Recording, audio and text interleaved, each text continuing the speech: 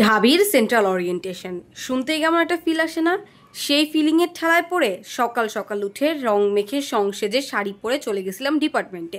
তারপর ডিপার্টমেন্টের লিফটে একটা ফিট চেক দিয়ে উপরে গিয়ে যখন দেখলাম যে কেউই নাই, হাঁটতে হাঁটতে চলে গেলাম আমরা টিএসসিতে।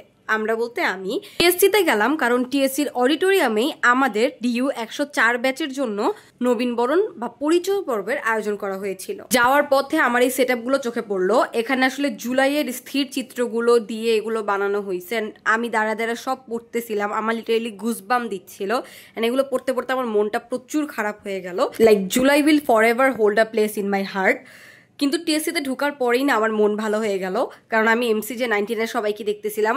অনেকে বলছিল যে আসবে না, but ultimately they ended up with coming.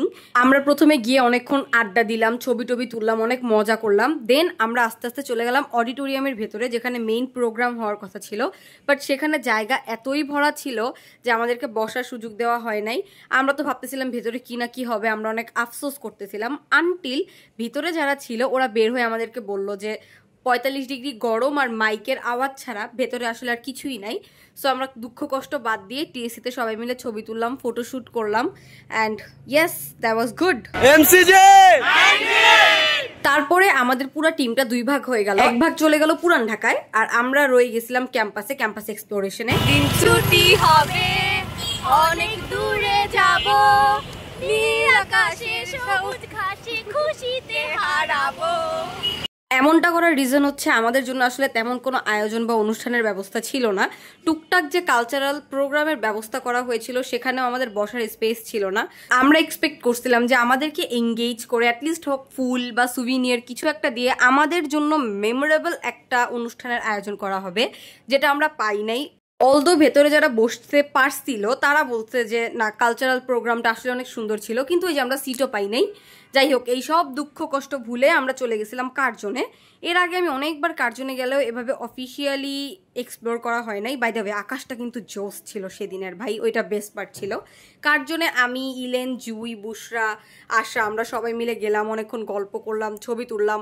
ঢাবিতে যারা পড়ে ওদের জন্য কার্জন অনেক ইমোশনের একটা জায়গা, স্পেশালি যারা সায়েন্স ফ্যাকাল্টির। যদিও আমার কখনো এমন ইমোশন কাজ করে নাই। দেন ফর দ্য ফার্স্ট টাইম আমি ঢাবির শাটেলে উঠছি।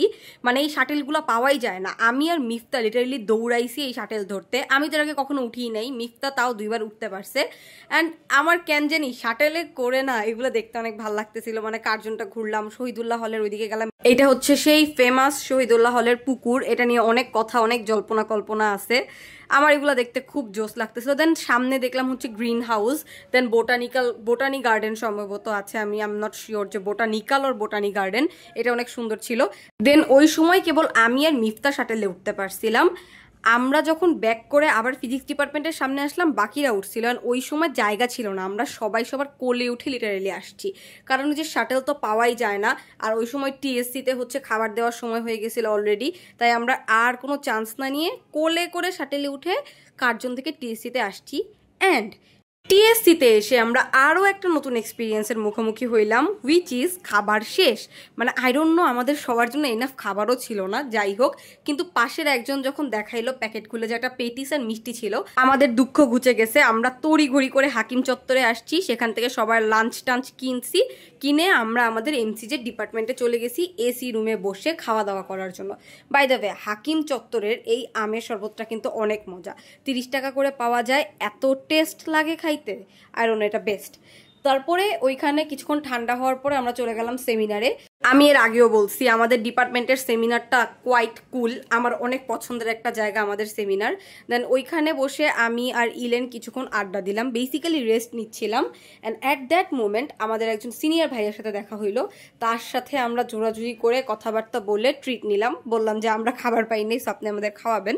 ভাইয়া আমাদেরকে নিয়ে গেল নিচে, নিয়ে গিয়ে আমাদেরকে আইসক্রিম ট্রিট দিল, মানে আমরা জোর করেই নিলাম আর কি। দেন আমরা আইসক্রিম খাইলাম, ভাইয়ের সাথে অনেকক্ষণ আড্ডা দিলাম। দেন ভাইয়ের সাথে গল্প করে ফার্স্ট ইয়ার সেকেন্ড ইয়ার নিয়ে রিয়েলিটি চেক খাওয়ার পরে আমরা চলে গেলাম এফবিএস এ। আমাদের ডিপার্টমেন্ট থেকে এফবিএস এ যাওয়ার না অনেক সুন্দর একটা রাস্তা আছে। এমনি সময়ে ওই রাস্তাটা আমার অনেক পছন্দ হইলেও অনেক ভালো লাগলেও কেন জানি কালকে আর ভাল লাগতেছিল না, মানে আমি আর নিতেই পারতেছিলাম না। তার কারণ হচ্ছে প্রচুর রোদ ছিল, স্পেশালি ইলেনের তো পুরো পা ছিলে গেছিল হিল পরে, ও আর হাঁটতেই পারতেছিল না বেচারি। এফবিএস এ যাওয়ার রিজন হচ্ছে ওদের ক্যান্টিনটা। এটা আমার one of the favourite places to chill down. আমি একটু আগে বললাম না যে কার্জন নিয়ে আমার কোনো ফ্যাসিনেশন ছিল না, বাট এফবিএস নিয়ে কিন্তু ছিল। এই একটা পশ ডিপার্টমেন্ট, পশ ফ্যাকাল্টি ভাই, কিন্তু ওদের ওখানে খাওয়া দাওয়ার দামও বেশি, এটা ট্রু। লাইক এই 3টা পাইনাপেল ড্রিঙ্কসের দাম ছিল 300 টাকা। অবশ্য খুব গরম ছিল তো আমরা খুব এনজয় করছি। এইবার বাসায় ফেরার পালা। গ্যালারিতে অর্ধশত ছবি আর এক বুক হতাশা নিয়ে আমি শাড়ি পরে চাট্টার শ্রাবণে ঝুলে মানুষের ডেট স্টেয়ার আর সাইডেই খাইতে খাইতে বাসায় চলে আসছি। Bye bye.